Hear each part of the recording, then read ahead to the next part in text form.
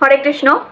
আজ আমরা শ্রীমদ্ ভগবদ গীতা যথাযথের প্রথম অধ্যায় বিষাদ যোগের শ্লোক 16 থেকে 18 নিয়ে আলোচনা করব। চলুন শ্লোকটি প্রথমে শুনে নিই। অনন্ত বিজয়ম রাজা কুন্তি পুত্র যুধিষ্ঠিরঃ নকুলঃ সহদেবশ্চ সুঘষ্মণি পুষ্পকৌ কাশ্যশ্চ পরমেশ্বরः শিখণ্ডিশ্চ মহারথः দৃষ্টদ্যুম্ন বিরাটশ্চ সাত্বিকিশ্চ পরাজিতः দ্রুপদः দ্রৌপদেয়শ্চ सर्वश्च पृथिवीपते सौभद्रश्च महाबाहु शङ्खं दध्मो पृथक् पृथक्। এই শ্লোকে প্রথমেই বলা হচ্ছে যে রাজা যুধিষ্ঠির তার শঙ্খটি বাজালেন। তার শঙ্খের নাম কি? তার শঙ্খের নাম হচ্ছে অনন্ত বিজয়। আর এখানে যুধিষ্ঠিরকে রাজা কেন বলা হচ্ছে? কারণ যুধিষ্ঠির রাজসূয় যজ্ঞ করেছিল।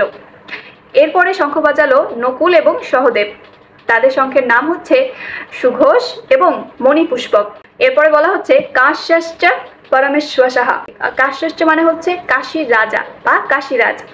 তিনি তার শঙ্খ বাজালেন। এবার তাকে এখানে পরমেশ্বর বলা হচ্ছে। এর কারণ কি? পরমেশ্বর শব্দের অর্থ হচ্ছে মহান ধনুর্ধর। তো কাশীরাজ ছিলেন খুব ভালো একজন ধনুর্ধর। এরপরে বলা হচ্ছে শিখণ্ডিচা মহারথা, অর্থাৎ শিখণ্ডিও তার শঙ্খ বাজালো এবং তাকে এখানে মহারথা বলে সম্বোধন করা হয়েছে। বিশেষ কিছু মানুষদেরকেই মহারথী বলা হয়। এবার মহারথী কারা? মহারথী তাদেরকেই বলা হয় যারা একাই 10,000 যোদ্ধাকে পরাজিত করতে পারে। তো শিখণ্ডী খুব দক্ষ একজন যোদ্ধা ছিলেন এবং তিনি একত্রে 10,000-এরও বেশি সৈনিককে পরাজিত করতে পারত। তাই এখানে তাকে মহারথা বলে সম্বোধন করা হয়েছে। আর শিখণ্ডীও তার শঙ্খটি বাজালো। এরপরে বলা হচ্ছে ধৃষ্টদ্যুম্ন বিরাটশ্চ। ধৃষ্টদ্যুম্নকে মহারাজ ধ্রুপদের পুত্রের নাম হচ্ছে ধৃষ্টদ্যুম্ন।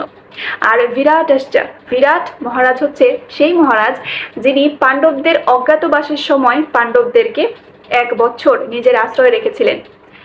আর এরপরে বলা হচ্ছে সাত্ত্বিকশ্চ পরাজিতঃ। সাত্ত্বিকী যিনি কিনা অপরাজেয়। পরাজিতঃ মানে কি? যাকে পরাজিত করা যায় না বা যিনি কখনো পরাজিত হননি। তারপরে বলছে ধ্রুপদ দ্রৌপদেয়াশ্চ। ধ্রুপদ অর্থাৎ পাঞ্চালের রাজা। দ্রৌপদেয়াশ্চ, দ্রৌপদেয়াশ্চ মানে দ্রৌপদীর যে পুত্ররা ছিল তাদেরকে এখানে বলা হচ্ছে দ্রৌপদেয়াশ্চ। সৌভদ্রশ্চ মহাবাহু। সৌভদ্র কাকে বলা হয়? সুভদ্রার পুত্র অভিমন্যুকে বলা হয় সৌভদ্র এবং সে ছিল মহাবাহু অর্থাৎ অত্যন্ত বলবান। শঙ্খং দধ্মো পৃথক পৃথক। শঙ্খম মানে কি? যে শঙ্খ। দধ্মো মানে বাজালেন। পৃথক পৃথক মানে কি? আলাদা আলাদা ভাবে। আরেকটি শব্দ যেটি বলিনি সেটা হচ্ছে সর্বস্বঃ পৃথিবীপতে।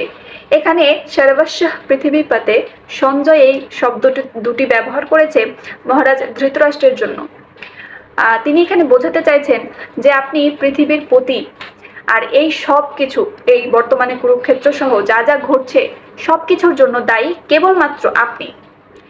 আর সত্যিই তো এই সকল কিছু যা যা ঘটছে তার জন্য কিন্তু মহারাজ ধৃতরাষ্ট্রই দায়ী। কারণ যখন তার পুত্ররা নানা রকম দুষ্কর্ম করত তখন তিনি তাদেরকে বাধা না দিয়ে বরং তাদেরকে সেই দুষ্কর্মে সহায়তা করত। আর তিনি তাদের পুত্রকে বারবার রাজ সিংহাসনে বসানোর জন্য নানা রকম দুরাভিসন্ধিও করেছিলেন। তাই এখানে সঞ্জয় চাতুরতার মাধ্যমে বলছেন যে সর্বস্ব পৃথিবীপতে, মানে আপনি এই সব কিছুর জন্য দায়ী। তো এই ছিল শ্রীমদ্ ভগবদ গীতা যথাযথের অধ্যায় 1 বিষাদ যোগের শ্লোক 16 থেকে 18 এর অনুবাদ এবং তাৎপর্য। আমি যথাসম্ভব চেষ্টা করেছি আপনাদের বোঝানোর। এবার আপনাদের কেমন লাগলো তা জানাবেন। ভালো লাগলে লাইক করতে ভুলবেন না। আর এমনই নিয়মিত একটি করে ভগবদ গীতার শ্লোক যদি শুনতে চান তাহলে অবশ্যই ফলো দিয়ে রাখবেন। তাহলে দেখা হচ্ছে আবার পরবর্তী শ্লোকে। সকলে ভালো থাকবেন, সুস্থ থাকবেন। হরে কৃষ্ণ, রাধে রাধে।